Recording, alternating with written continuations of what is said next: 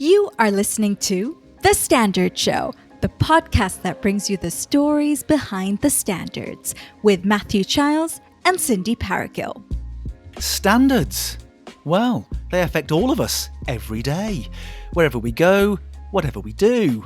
By defining good practice, they help people, organisations, the economy and society to do things better. And every year, standards-making bodies around the world publish thousands of them for all sorts of things. For some of the big stuff that affects all of our lives, like the Net Zero Guidelines, an international standard that helps provide a common reference for governments and industry. And it's not just the big stuff, it's the small stuff too. There's a standard for pen caps, which reduces the risk of asphyxiation if pen caps are accidentally swallowed by children. Amazing, really. And then there's everything in between, from standards that help organizations to protect customer data, to guidance on the right way to use AI in medical devices, even to the cables that charge our smartphones. In fact, for you to be able to listen to our voices right now, you may be using Wi-Fi. Well, that's all down to the IEEE 802 series, international standards. And standards like these are made by standards makers, tens of thousands of people from around the world who get together to agree good practice to the way things are made and done, all helping to make our lives easier, safer, and more enjoyable.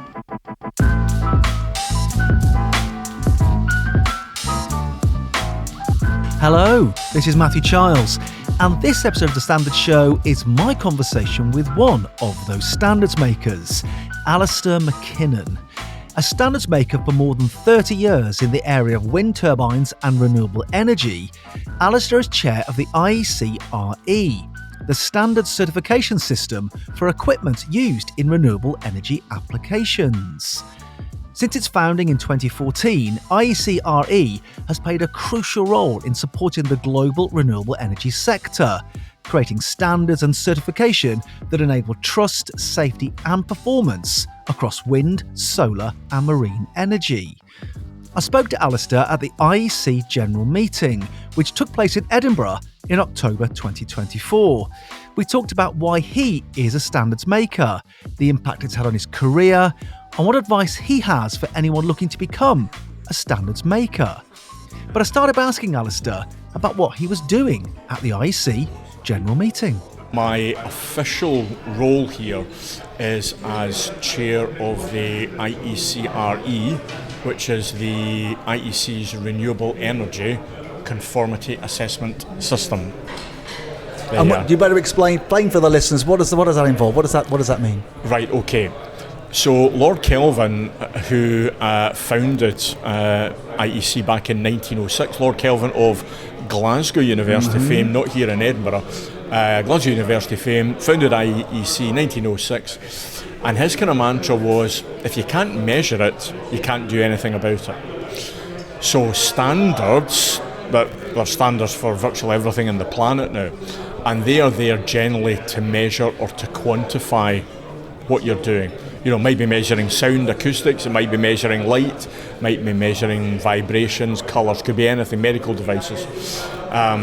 So that's the kind of first part in the journey. The second part in the journey is all to do with, okay, if you're going to measure something, how do you know it's right?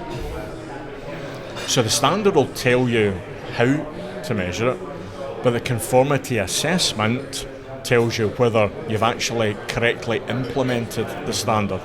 And that's what we're doing in the RE, the renewable energy system.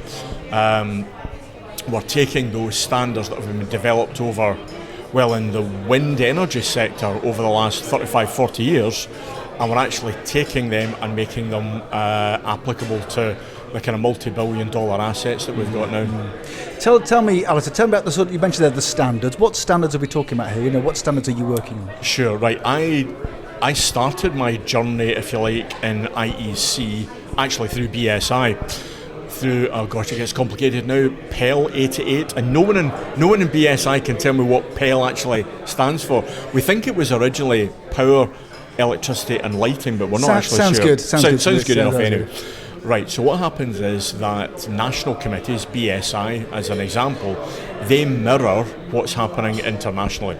So internationally, IEC, who do the electrotechnical standards, they have a number of what they call TCs, technical committees.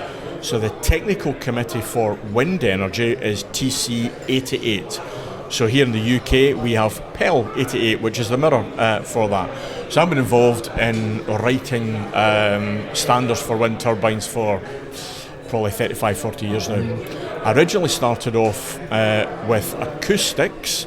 That's a long story for another time. And then most recently have been involved in power performance, measurement of mechanical loads, and small wind turbines, because small wind turbines are quite different to larger wind turbines. So I'm still involved technically in that sense, in addition to my responsibilities as chair of the RE system. Now, Alistair, you've obviously been doing this some significant amount of time here. What were your motivations for getting involved in the first place? Probably I was a young guy at the UK's National Engineering Lab, and someone said, you should go and do this. So to be honest with it, I didn't really have any motivation to get involved in standards development. I kind of fell into it in that sense. We often use the term stumbled into standards. Yeah, so you stumbled in? Yeah, I think I probably stumbled in, that would be a fair way of putting it, You were stumbled then, but obviously you became seduced, so you had no necessarily real motivation. But what did you get out of it at the beginning? Right, well at that time I worked at the UK's National Engineering Lab, which is a research lab, and what standards were doing for what was an emerging technology at that time was actually fairly cutting edge science, and that was what excited me. People think about standards development as actually being quite boring, and it's not actually quite boring, it's actually quite exciting, because you're doing new things, you're looking at new challenges, new ways of implementing things.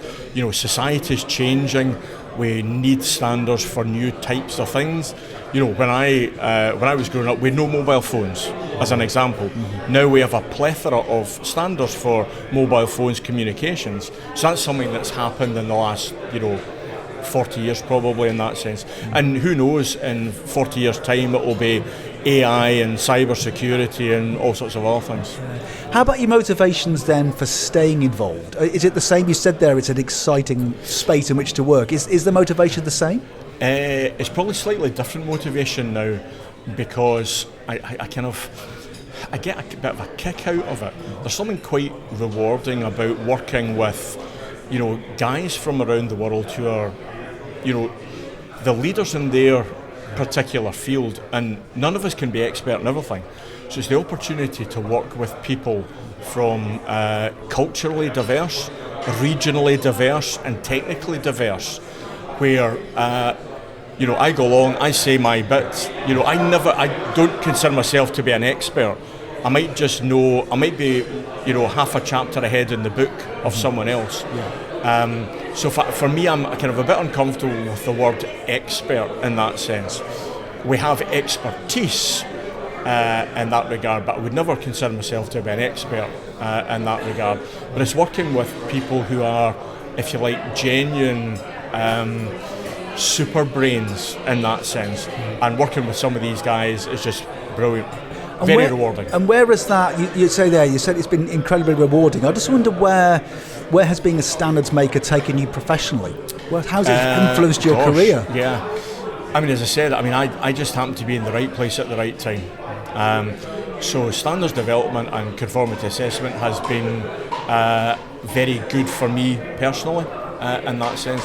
I wouldn't have had the opportunity to work with the people that I have, to see the developments that I have, dare I say, to do the travel that I have, and hopefully to kind of make a difference in that sense.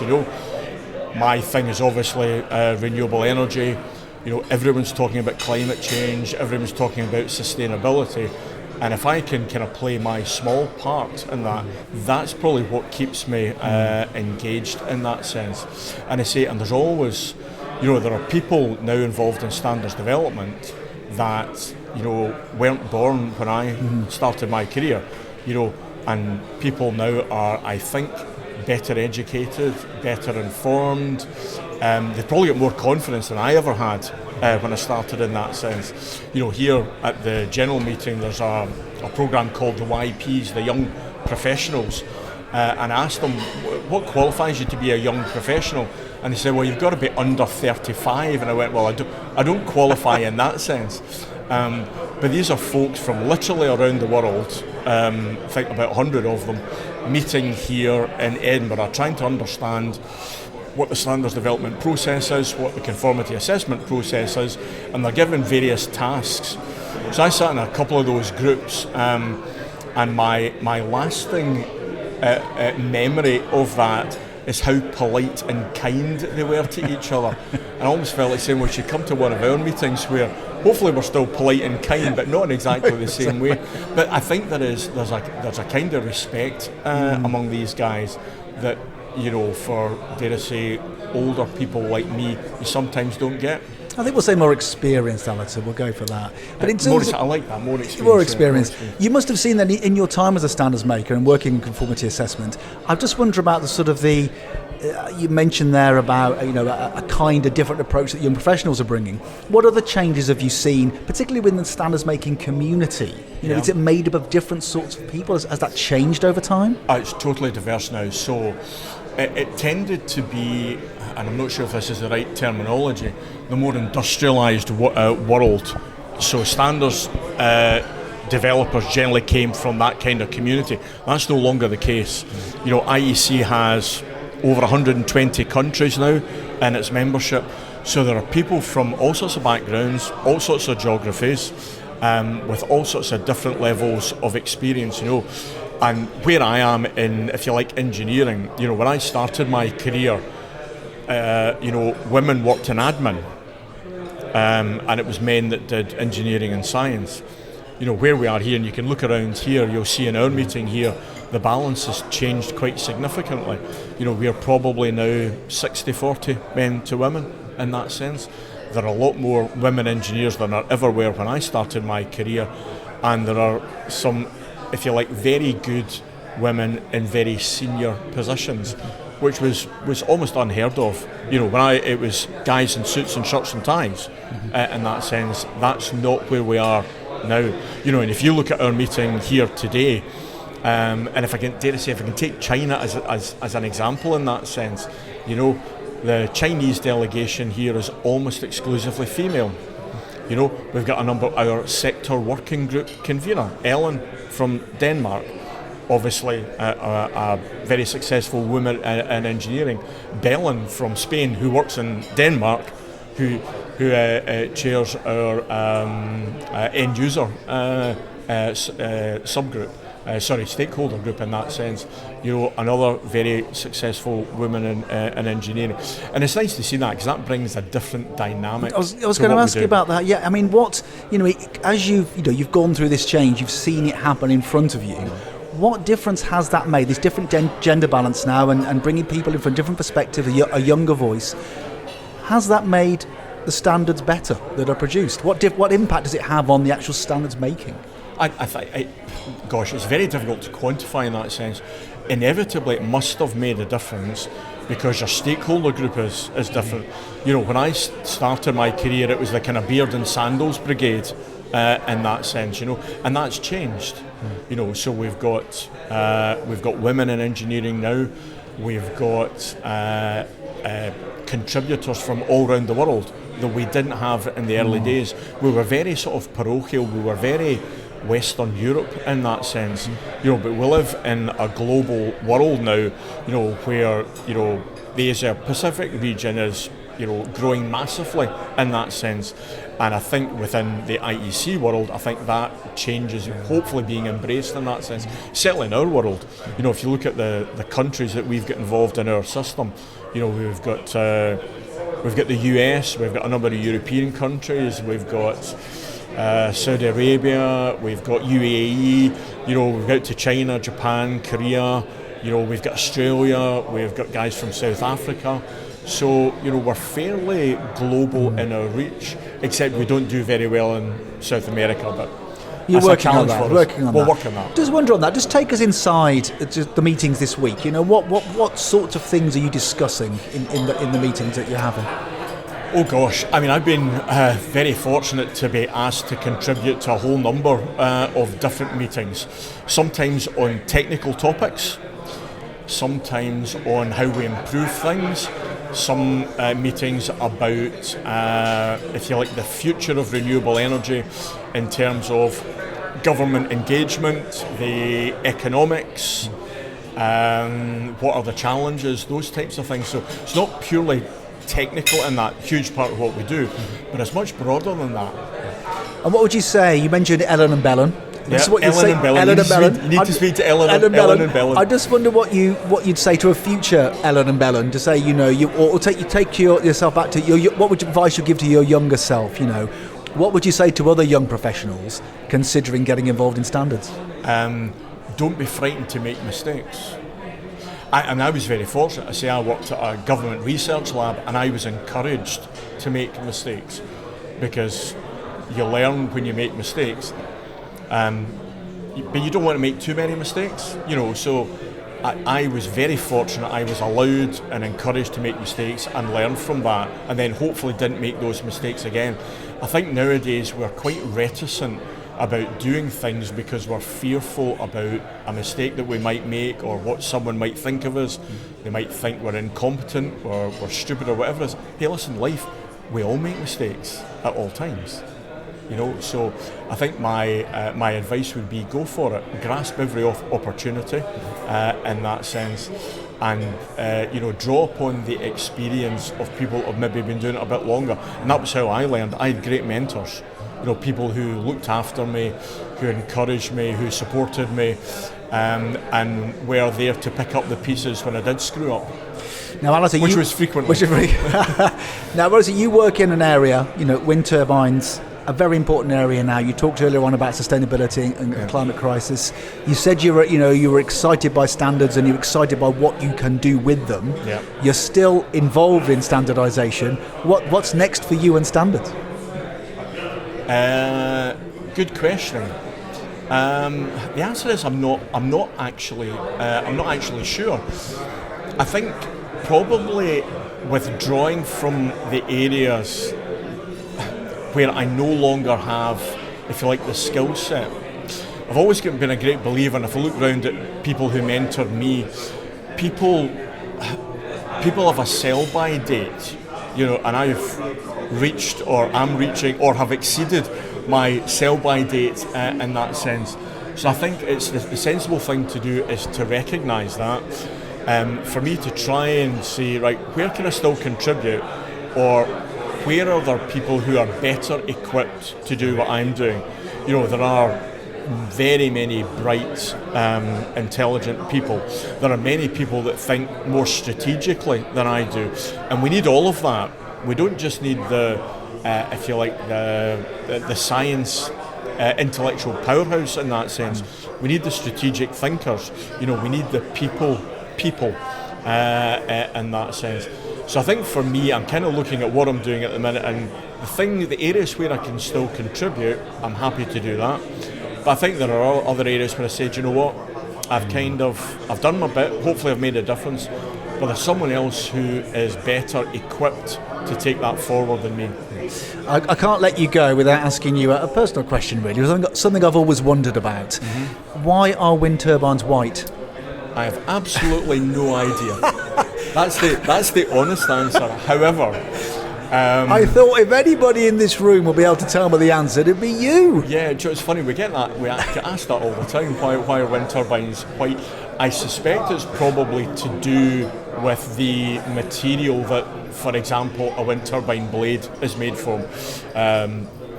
GFRP, glass fibre reinforced plastics, and much newer materials in that sense, and they put gel coatings and things which they're white, but I suspect they could be any colour. There is a manufacturer in Germany who's actually patented the colour of their wind turbine towers, so they look like trees. So at the ground level they're quite dark, and then they go to a lighter green and then to white at the top.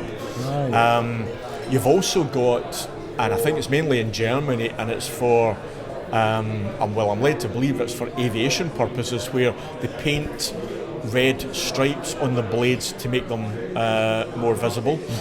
And literally, in the last 2 days, I saw an article about an organisation that's looking to have black blades, and it's all to do with visual appeal and to avoid the likes of like birds flying into a blade or something like that, allegedly. That's what I've been told.